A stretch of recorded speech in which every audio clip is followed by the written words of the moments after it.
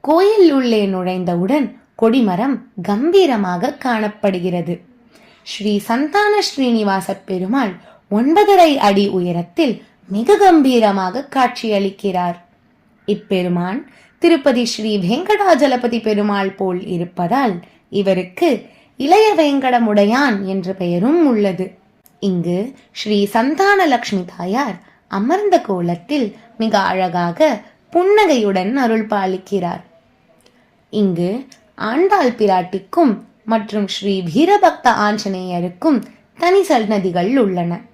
மற்ற பெருமாள் ஆலயங்களில் பெரும்பாலும் இல்லாத வண்ணம் இங்கு ஸ்ரீ சர்வசித்தி கணபதி, ஸ்ரீ ஐயப்பன் மற்றும் நவக்கிரகங்களுக்கு தனித்தனி சன்னதிகள் உள்ளன.